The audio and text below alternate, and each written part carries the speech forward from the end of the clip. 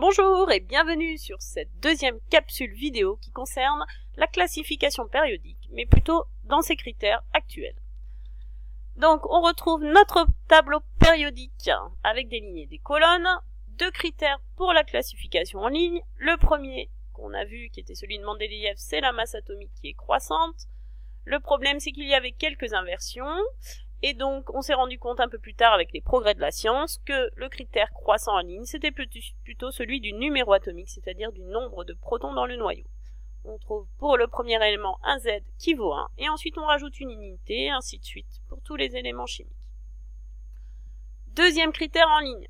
On se rend compte que sur une première ligne, ligne 1, on a une seule couche. En effet, donc premier élément K1, deuxième élément K2. La couche 1 est remplie. On change du coup de ligne et on va obtenir donc l'apparition d'une deuxième couche de ligne, deux couches. Donc pour le lithium, K2, L1 pour ce premier élément de la deuxième ligne. Et ensuite cette deuxième couche, elle va être progressivement remplie pour atteindre donc le dernier élément de la ligne, néon, qui va donc avoir pour structure K2L8. Ces deux couches étant remplies, on change de ligne et donc troisième ligne apparaît une troisième couche. On a donc pour structure électronique pour le premier élément sodium de cette troisième ligne, K2, L8, M1, et ensuite on remplit progressivement cette troisième couche jusqu'à arriver à l'argon de structure électronique K2, L8, M8. En colonne, donc les lignes, on appelle ça des périodes. Donc si on regarde les colonnes, cette fois on a des familles chimiques pour respecter ce qu'avait dit Mendeleïev. Effectivement, on a des éléments dans une même colonne qui ont les mêmes propriétés. À peu près, c'est des propriétés similaires, pas tout à fait identiques, mais très proches. Et donc on va appeler ça des familles chimiques qui se comportent à peu près de la même façon. Cela est dû, en fait, si on regarde la structure électronique, au nombre d'électrons sur la couche externe, puisque cette dernière couche possède le même nombre d'électrons externes. C'est ça qui donne les propriétés d'un élément chimique. Donc c'est assez simple, une colonne, un électron externe, deux colonnes, deux électrons externes, troisième colonne, 3 électrons externes, et ainsi de suite pour toutes les colonnes du tableau périodique. Voilà pour les critères en colonne. 3 familles chimiques à connaître. Premièrement, les alcalins. Les alcalins, il faut savoir que ce sont les éléments de la première colonne de la classification. Si c'est la première colonne, ils ont un seul électron sur leur couche externe. Alors c'est tout sauf l'hydrogène, donc c'est lithium, sodium, potassium. On observe sur la dernière couche un électron sur leur couche externe. Du coup, ces atomes ne sont pas stables puisqu'ils ne respectent ni la règle du duet ni de l'octet, et donc pour respecter soit le duet pour le lithium, soit l'octet pour les autres, il faut qu'ils perdent 7 électrons sur la couche externe. S'ils perdent un électron, ils deviennent des cations positifs, et donc font former Li+, Na+, K+. Pour toutes ces familles, si on étudie du coup le premier élément de la famille, tous les autres vont se comporter de la même façon. Deuxième famille à connaître, les halogènes. Les halogènes font partie de la 7e colonne de la classification périodique simplifiée que je vous ai présentée tout à l'heure.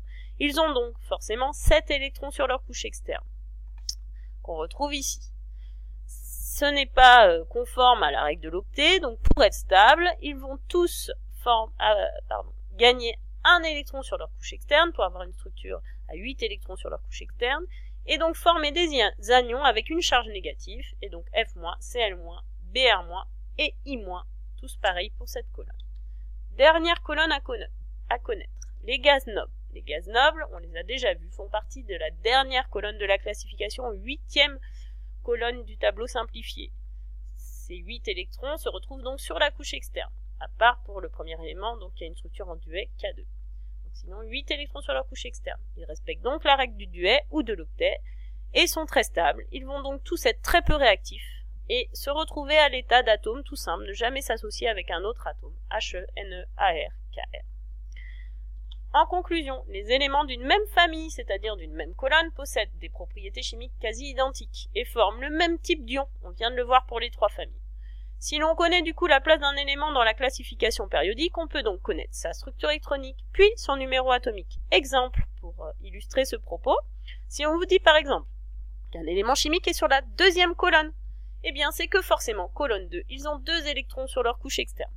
Si cet élément toujours appartient à la ligne 3, c'est qu'il a 3 couches en cours de remplissage, la couche K, L et M. La structure électronique est donc avec une couche K, une couche L et une couche M, Les deux premières couches sont forcément saturées, puisque c'est la règle de remplissage.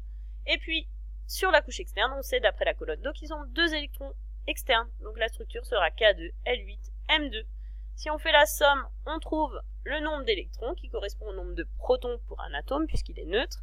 Et on obtient un Z de 12, qui correspond donc au magnésium.